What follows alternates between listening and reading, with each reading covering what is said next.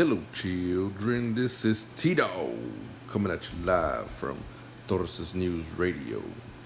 That's TNR. And today we're going to unravel the mysteries of the Indus River Valley. So buckle up your seatbelts because it's going to be a long ride. Now, for those of you guys who have not been paying close attention to the past videos, you guys need to understand that these river valleys are developed near rivers. That's Mesopotamia, that is Egypt, and today, children, we're going to be talking about the Indus River Valley that develops in India. The following video will be based out in China. The Indus River Valley is going to develop alongside, if you can guess it, the Indus River Valley. And unlike our region historians,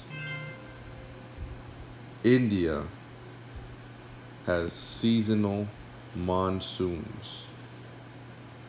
That means that every year, the people of India have this huge, crazy flood, massive flood that obviously helps create more fertile soil afterwards, right? The rain brings in all this good soil for crops to grow, but it also leaves an incredible amount of damage. Just to give you guys an idea of what a monsoon looks like, let me add some photos here. This is a rain cloud. Move it away from what you guys said. This right here is a rain cloud. And this is what they experience for days and for nights on end. Non-stop rain. To make it worse, heavy rain like that is always accompanied by this crazy lightning right here. This is what the people of India have to endure every summer. One thing that you guys have to understand about the people of India is that these guys, they're lovers. They're not fighters. They're not bred to fight. They weren't designed to fight. They were lovers. They were nice, peaceful people. And that was because they had several natural barriers. To the south, they had a huge desert that was incredibly hard to get through. To their north and northeast, they have the entire Himalayan mountains, which were incredibly hard to navigate. And then finally, they also had an entire sea keeping people out. The people of the Indus River Valley were very, very peaceful. Now, I know it's hard to believe, but cities, the idea of cities, the idea of streets and fortified areas and a grid system, heck, even schools and baths were all developed by the cities of India, by the cities found in the Indus River Valley. This was a public bath. We went to shower. Believe it or not, we still use this same system today. Manhattan in New York is just one example of many.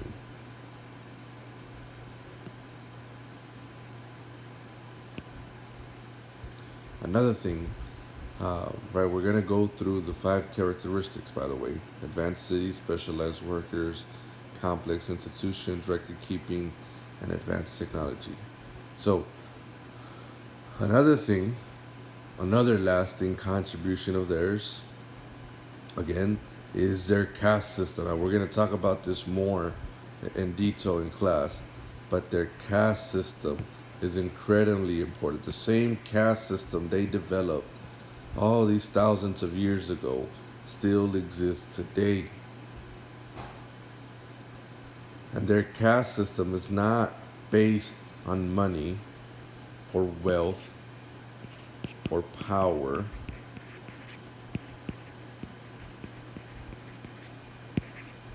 but it's based on purity. And purity is defined by their religion, Hinduism, which we'll get to eventually. So up here we got the Brahmin class, the Kshatriya class, the Vaishya class, the Sudra class, and then finally the untouchable. Now, there are all sorts of arrows, but these, to my far left, these are your Brahmins. These are your priests and your academics. These to my far right, well, these are your Kshatriyas. These are your warriors or your kings. That's right, guys. Kings are not the most powerful in India. The ones on my bottom far left are your Vaishya. Right? These are your business community, people who specialize in trade, people who own businesses. Rear right, you have your Shudras, your servants, your subordinates, everyone who is below any one of these three. But we don't have the untouchables. We don't have a picture of the untouchables. These are the worst of the worst. These are at the bottom of the barrel. And I'll explain that here in a minute. And here, children, this is where it gets very, very mysterious. Now, we don't know anything about these guys. Little to nothing is known about how they were ruled, other than that they were ruled by kings. We don't know what kind of laws they had. We don't know what kind of rules they passed. Now, many of you know what this is right here. Many of you have heard of Hinduism, right? Hinduism is a very, very popular religion, even to the day. And as you guys can see from my far left, we can obviously tell that it's a polytheistic form of religion. They believe in many multiple gods, and as you might have guessed it by now, the Hindus believe in reincarnation. The idea that you would keep coming back to life until you're reborn, until you reach this state called moksha, which I'll explain in a minute. Now, moksha, guys, is also known as nirvana or the enlightenment. It is the idea that every human is born with this spirit that belongs to the gods. And until we reach that state of enlightenment, until that spirit returns to the major gods, we will continue to have this cycle of birth and rebirth and death and so on and so forth. That is why Hindus go or experience or believe in reincarnation. They believe that until their spirit is released, they will continue to live a new life over and over again. And all that is based on karma. If you are a good person, then you are more likely to have reached that state of enlightenment at the end of the day. If you are a bad person, then you will continue to be reborn until you reach that enlightenment period. If you are a good person, but you weren't the best person, you might be able to jump up a class. If you were a good Sudra and you die, you might be able to come back in the next life as a Vaishya. If you were a good Vaishya and you died, you might be able to come back as a Kshatriya. If you were a good Kshatriya, you might be able to come back as a Brahmin. And if you were a great Brahmin, you might just reach enlightenment. And that's how that works. That's what happens when you have good karma. Now, the same can be said if you have bad karma. If you were a terrible Brahmin, you will get demoted. If you were a terrible Kshatriya, you will be demoted all the way until you become an untouchable. Now, children, the reason why we don't understand much of their government or much about how they were ruled is because we have been unable to completely translate and decipher their writing. We can translate Sumerian language, we can translate hieroglyphics, but we cannot translate the writings of the people of India.